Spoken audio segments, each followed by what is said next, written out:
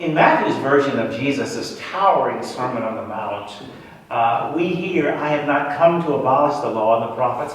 I have come to fulfill them. In other words, bringing greater clarity regarding God's ultimate design.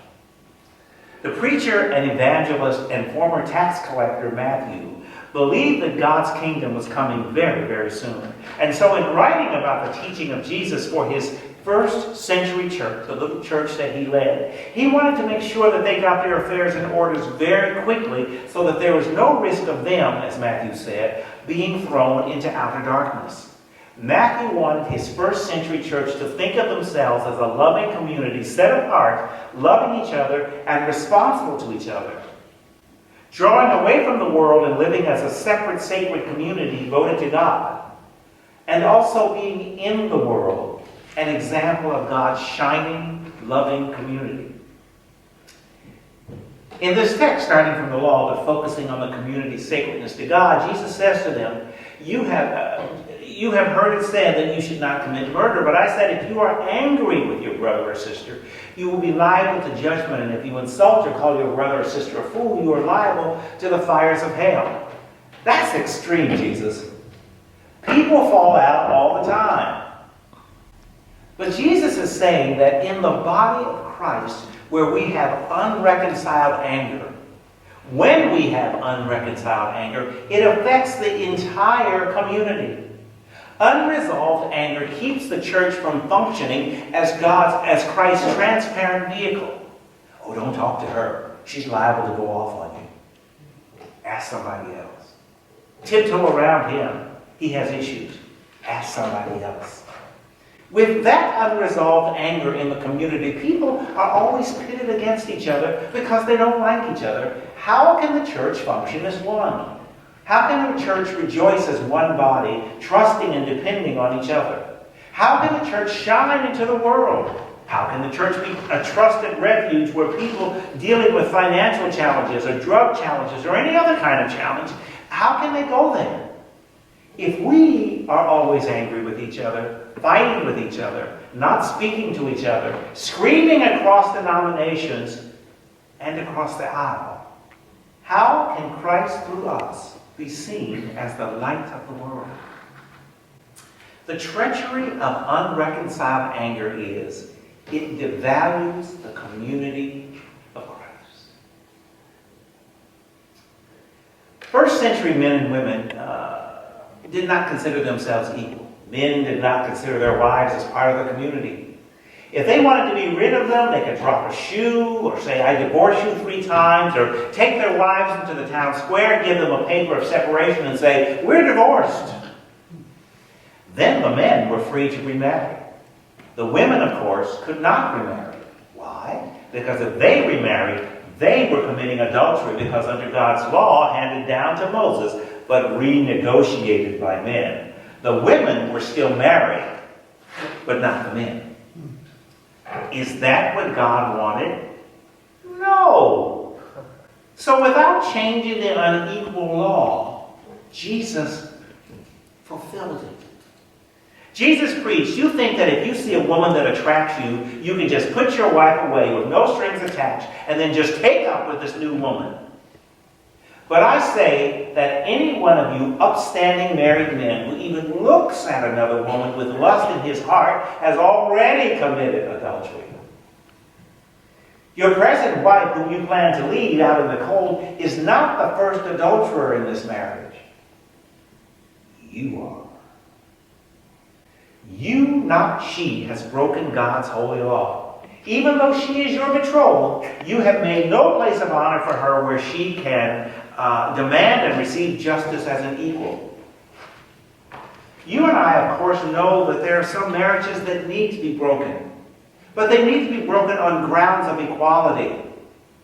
Not because one partner is putting his property away. In God's community, not only is anger devaluing the community, not treating everyone in the community as an equal, men and women, also devalues Christ's community. Perhaps that is why Jesus, looking at the young, burgeoning Christian community, called us to be honest. Let your yes be yes, and let your no be no.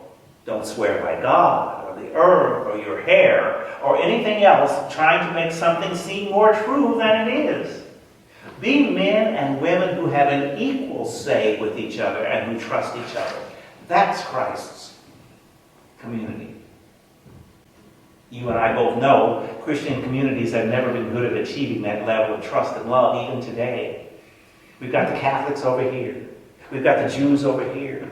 We've got the Mormons over here. We've got Joel Osteen and Creflo Dollar over here. And all of us moderate Protestants are all over the place. We Christian churches don't trust each other. We don't trust each other.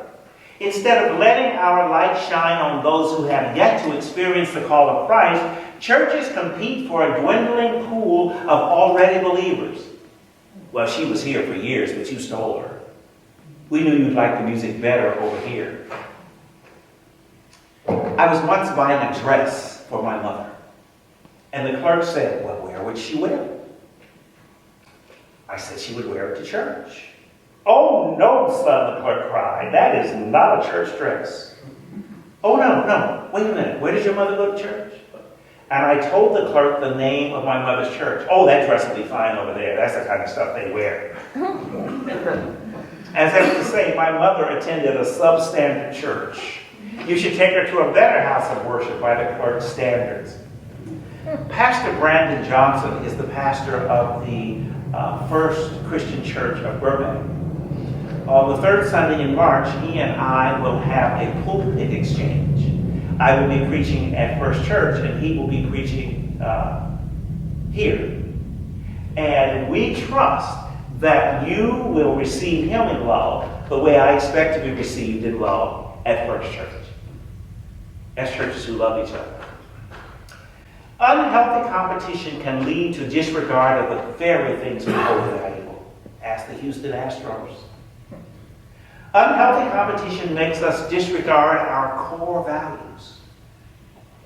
Thus enter unreconciled anger, misogyny, disregard and hatred of women, and lying. Anger, misogyny, and lying lead to disregarding the law. Anger, misogyny, and lying lead to disobeying the law. Anger, misogyny, and lying lead to falling out of community. Anger, misogyny, and lying lead to crimes of passion and contempt and hate. Statistics report that in prosecuted cases of murder, 80% of victims knew their accusers.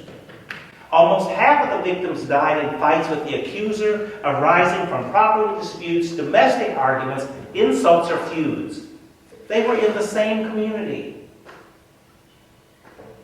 The FBI defines a hate crime as a criminal offense against a person or property motivated in whole or in part by an offender's bias against a race, a disability, a sexual orientation, ethnicity, gender identity, or religion.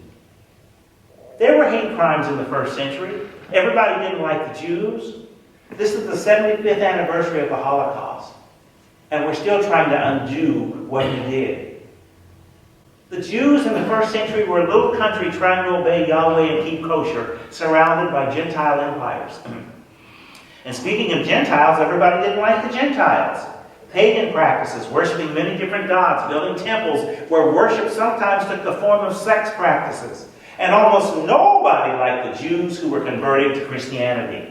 They weren't grounded in reality. They were believing and chasing pipe dreams, saying that God recognizes all races and cultures was subhuman and substandard. And the minute people think other people are substandard, not part of us, it becomes easier to persecute them and easier to kill them. In this text, Jesus, aware of persecution, wanted to make sure that this little first century community itself was patient and forbearing with each other, practiced equality with each other, and could be counted on to trust each other. It is not difficult for an outsider to come in and destroy your community when you are always angry with each other, always treating women unequally, and always lying. So here we are, 21 centuries later, and we have hate crime laws. But hate crime laws prosecute the hate They don't prevent it. Jesus in the first century in that little teeny tiny church called us to prevent crimes of hate and violence against each other by being open, honest, transparent communities who constantly do the work on our individual selves so that we can accept each other, so that we can accept the other in the spirit and the love of God. I have a friend who lived to be 100 years old. And to me, every day he seemed to be more and more lucid. He told me that back in the 70s, a black couple came to his church and wanted to join. Well, the congregation flew into a tizzy. They were against it. That will change everything, they said. That will disrespect our values. That will disrespect us. They will make our church look strange. My friend counseled the board and the pastor. Would it hurt to have a meeting with them? So the frightened church met with the apprehensive couple that lived just down the street and wanted a church where they could raise their child. After meeting and talking, the church realized they had been afraid for nothing and welcomed this family into the church. Well, this family, in spite of their chilly reception, became active in the church and was soon a valued member. They were valued members of the church. They raised their boy in the church. And when the young man was old enough, he went off to college with the church's blessing. The young man came home from college, and he had married another man. He wanted to bring his spouse to the church that had formed him, and he wanted the two of them to become active there, to create a ministry there. His parents said, "Son, have you lost your mind? How can you do this? He or nor you will be respected here. The pastor and the board may ask our whole family to leave. Son, we have a reputation here. We have roots here. We are invested here." The son bowed his head for minutes. And when he looked up, he said, "Dad, didn't you tell me a story about the church looking past its embedded theology, its prejudice, and its tradition, and making a place for you?" His mother answered, "Yes, but that was a different..." I'll call the pastor. We have to meet the other, don't we? We have to face our fears, don't we? We have to talk to those who seem different from us, don't we? We have to be transparent and a loving, open, equal community who has given up lying so that we can truthfully make a place for the other. Let's take the time to pray.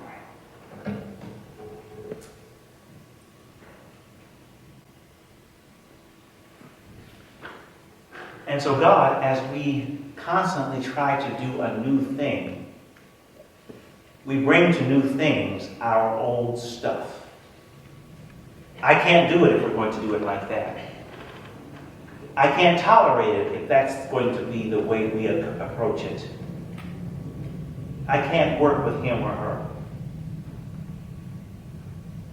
And soon that fans out into communities and cities and nations and the world.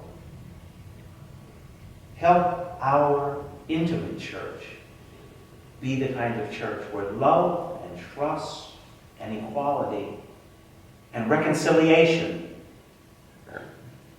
are part of our core values, so that together, stepping out of our comfort zones, we can accomplish anything. In your Son's name we pray.